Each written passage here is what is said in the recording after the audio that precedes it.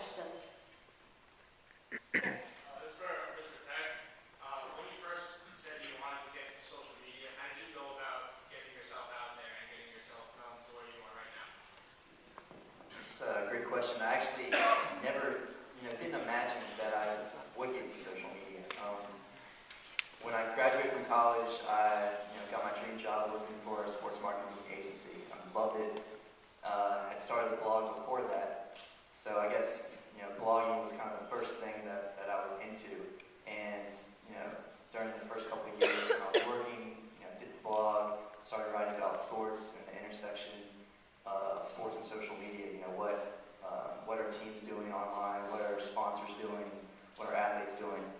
And it got to the point where the stuff that I was writing about, I was really wanting, our company to, not because I was writing about it, just because I thought there was a huge opportunity to take some of the tools that were online and platforms and, create, packages for sponsors and do some proposals for teams and leagues, and it wasn't really getting through to the right people. So I guess after working for almost 2 years for my first job, quit my job in February 2008 and just went on my own. And the blog was really the thing that allowed me to do that, because I was just lucky that a lot of, I've been writing for a couple of years. I just really was lucky that some smart people were reading it, and I was able to connect with some, decently smart people and started getting some consulting projects, and I kind of just went from there. So I would say, blogging is great. Twitter is good as well, just to start with. But there's a lot of other tools out there to learn from, and you can't go wrong if you're curious about it and just put in the work. Great, thank you. Other questions?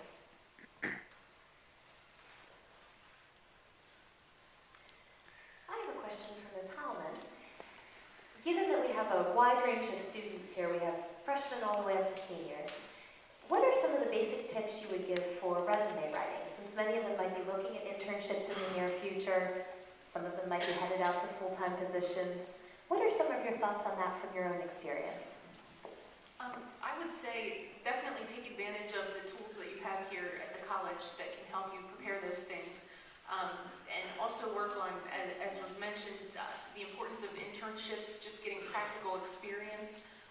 One thing that I've noticed is written communications and even interviewing skills are something that you definitely need to work on, and you need to proofread things.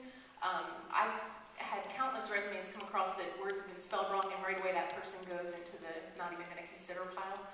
So definitely have other people look at it for you, and making sure that it's done professionally.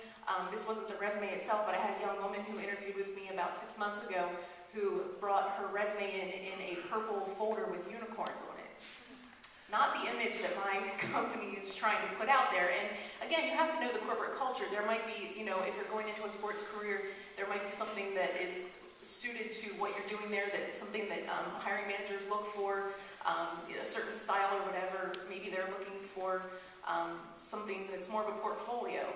But definitely know who your audience is and who you're interviewing for, and customize it to make sure that it's what they're looking for. And again, proofread, double check, make sure that it's really on point so you will even get considered for an interview in the first place. Thank you. Does anyone have any other thoughts that they would like to add to that response? Those are great points Brandy made, and it's not just for interviewing, it's for life. Know your audience. Whenever you're talking to anybody, in my line of work, I might be out in a cornfield trying to negotiate a right-of-way for a water line with a farmer, and then in the afternoon in a board meeting, or the next day in New York City talking to investment bankers. And you need to focus your presentation to the person or the people you're talking to, and tailor it. And it's a very important skill that whenever you're talking to anybody, that you immediately realize that and adjust your message accordingly. And that definitely keeps doors open, and lets people come back to you, and it also helps you get whatever point you're trying to make. Great.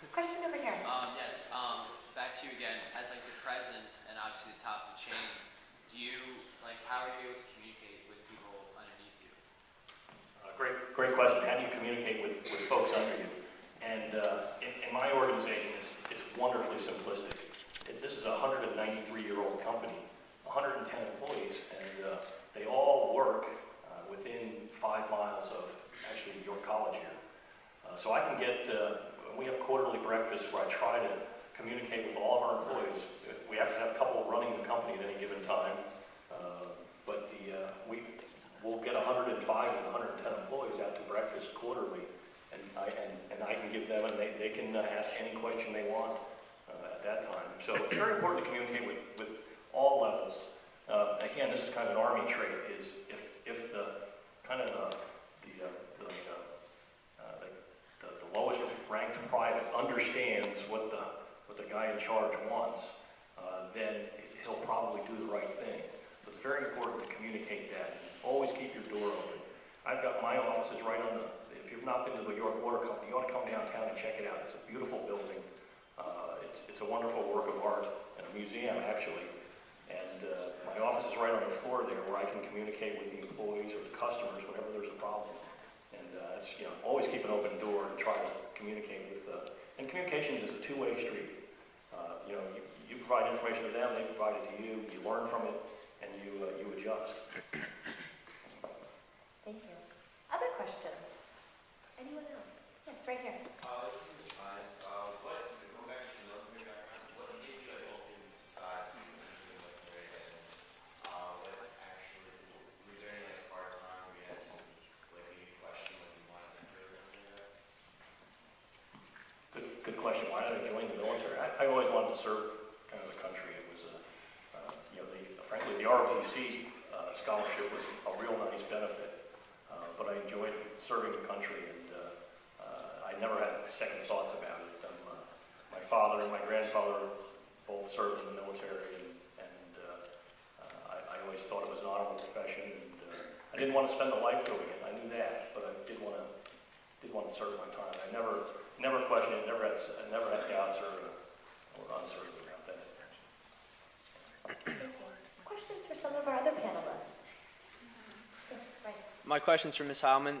Do you think it was an advantage to wait to get your graduate degree, or do you think you'd have been better off if you got it right after your undergraduate? For me, it was an advantage to wait a few years. I graduated in '98 with my undergrad degree, and then I started the MBA program in 2001, so I had 2 years of experience. It really depends on your situation, but for me, I was kind of switching gears and switching careers, so it was good to have that experience under my belt.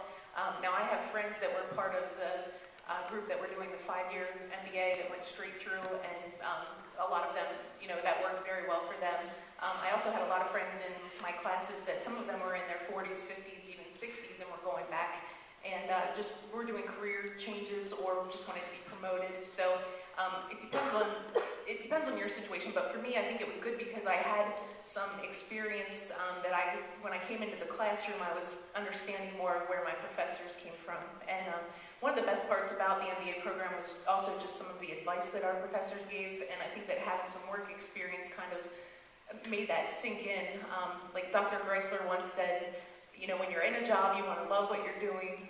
You want to leave when you're at the top of your game. Don't stay until you're so burnt out that you can't even do your job anymore. And I was starting to feel that way about the job I was in at the time. So I got to apply that to what I was really going through at the time. But good question. That was really, for me, it worked. I only had a few years of experience under my belt, but it helped having that practical experience when I came back.